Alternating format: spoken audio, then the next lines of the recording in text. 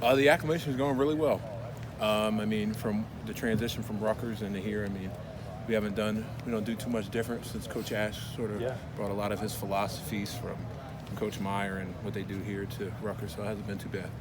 Was that part of the big appeal for you? I mean, finding a place to be familiar and allow you to make a seamless transition? For sure.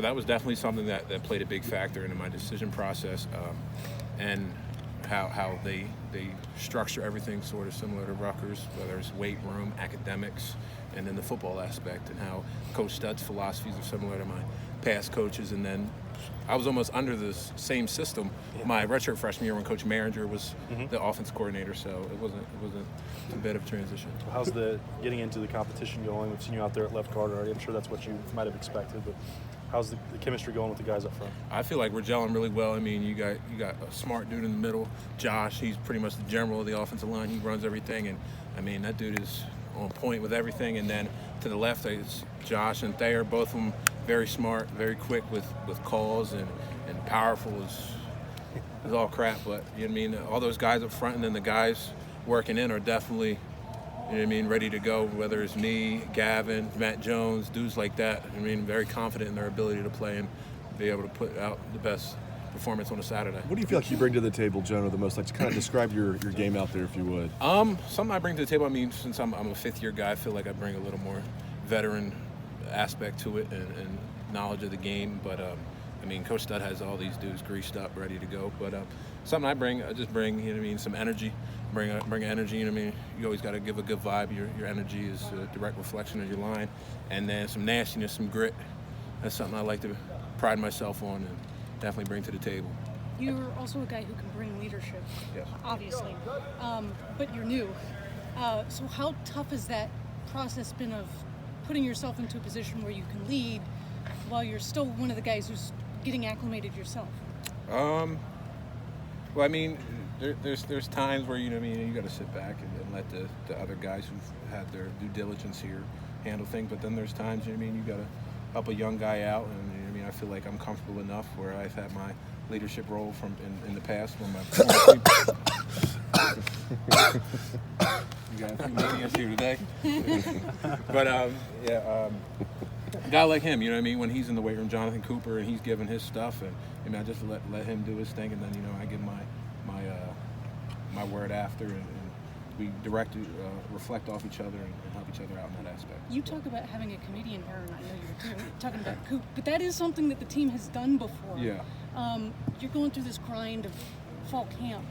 What are some of the things that you guys have been able to do to lighten the mood and to bond off the field? Well, today with Coach Stud, you know what I mean, instead of like opening up with film right away, we opened up with a little YouTube skit with the Family Feud, just to get some laughs going, get the guys, you know what I mean, energized up, because, you know what I mean, by like day 8 and 10, you know what I mean, dudes are like, this is the heart of camp, but you know what I mean, it's just something to keep the guys going. And then on the field, we're just rowdy, you know what I mean, when guys make big plays, you go after them, you go hug the dude, and you know what I mean, there's stuff like that just to keep the spirits up. Some of your teammates at Big Ten Media Days, I talked to them, they were saying you are a guy that likes to talk some trash out there, likes to make some jokes. Is that kind of part of who you are? Yeah, like I was saying, like, you know what I mean, I like to have some grit in my game and let dudes know who my opposition at the time, you know what I mean, it's my teammate, but when we're on the field, you know what I mean, we're going to handle our business, and then when we're off, you know, we're going to have a good time, laugh, and joke around, so. What were the things you had to do once you arrived here this summer to get yourself ready so that when you got up there last week, you could go out there and run with the first team? Just trusting what Coach Nick, you know what I mean, the plan he set forth for me and for the rest of the guys, and go as hard as I possibly could in the weight room and the playbook especially, you know what I mean. But just basically that. What did they tell you about where you'd be on the line and playing time when you came here as a transfer?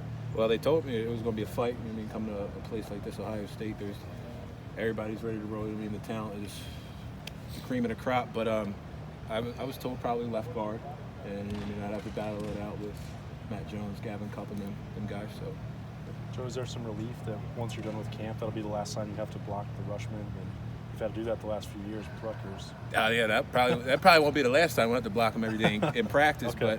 I mean, going against those guys every day is you know what I mean, it slows things down when it comes to Saturday, because those guys are just right off the ball, and Coach Johnson has them teed up. So I mean, yeah, it's definitely It's still going to be a battle through the season. When you guys used to have to prepare for them, what was it like to get ready for an Ohio State defensive line? I mean, you prepare for every team the same, but I mean, seeing those guys play on Sundays and like every other team, but you just had to be ready. You had to be have their game plan down, their blitzes, and then their stunts, and then the straight up rush. You had to know whether he was going to try and go outside, whether he was going to hump inside with a club. So just had to break him down to the small things. You make it sound easy. It wasn't easy, right? I mean, those guys, they're there for a reason, right? Yeah. No, it definitely wasn't easy. No, it definitely wasn't easy. Not to take anything away from Rutgers, but the results have been what they've been there. Coming here, what do you see as maybe the difference, especially on the O-line from your perspective of why Ohio State is where it is, and kind of your perspective from that view? I just say, I mean, the guys have a mentality of winning. You see all the championships, the champions, and I mean, guys don't take that for granted here, and I mean, we go as hard as we possibly can because that's the goal every year. There's nothing short of that. So. And was it an adjustment to fit into that, or were you ready to go from day one? I was ready to go. Okay. Definitely ready to go.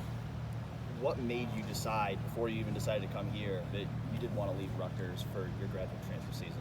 I felt like I did my due diligence, and I've served my time, and not served my time in like I guess prison, but I gave everything to the university, and that will forever be my alma mater. You know what I mean? That's a place that I'll consider home, and this will also be considered home. But it was just like I want to see what else is out there. So was the chance to come here and have a chance to compete for championships a big part of that lore? Yeah. Well, was it nice kind of going through the recruiting process again and having all that people wanting you and getting on, I don't know how often you get on message boards, but for Ohio State, for example, there was all these people, we got to get Jonah Jackson and all this. Was that fun going through that again? Well, I never really went through that. You know what I mean? Rutgers was my first like Division 1A offer, so at that time I was like, well, I'm going to run with this. Like, I've never had something like this before. I hadn't been recruited. And then when this happened, it was just like a hailstorm at me. So I was like, I know where I want to go. I know the schools that, you know what I mean, get to visit, get it done. And you know what I mean, it was kind of a headache, the amount of people that were just blowing up your phone and telling you like, How many schools contacted you? Yeah, I was going to.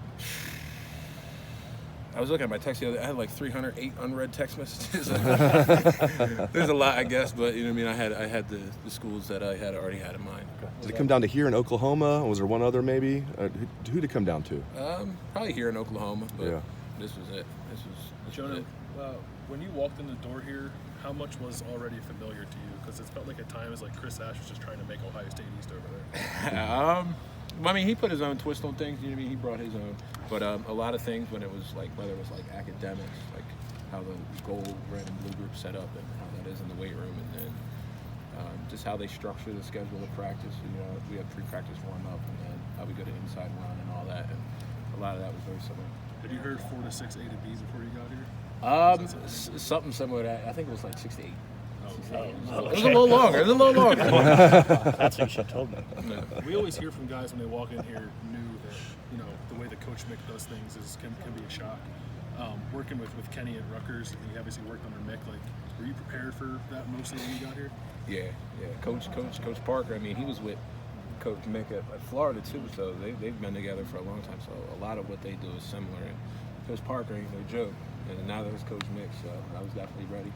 Jonah, we've heard you're pretty quiet on the practice field so far. Do you expect that to begin to change as you become more comfortable here? I wouldn't say I was too quiet. No, just more quiet. Oh, yeah. But, yeah, for sure. There's definitely going to change. You guys seem quiet. I'm definitely going to amp it up then now. I didn't think I was too quiet, but yeah, for sure. It depends on who we ask. Yeah.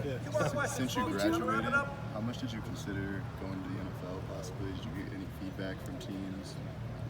Well, I mean, that's something that's down the road. I'm not too focused on that right now. I'm focused on just getting the season ready. And if that happens, it happens. I mean, God willing, thank you, Lord. But if it doesn't, I mean, I'm ready to play football for the Ohio State Buckeyes. I'm not worried about the NFL right now. I'm sure you're focused on left guard, but are you getting any reps at center? Because I know you also can play and have played center. Are you getting any reps at center, or is it just left guard? No, I haven't gotten any reps at center. They've been pretty content with Josh and Harry, Harry's looking really good. So we'll see how that plays out. If they need me, they need me. But if not, then there's somebody else in there that's ready to roll. What's impressed you about Harry?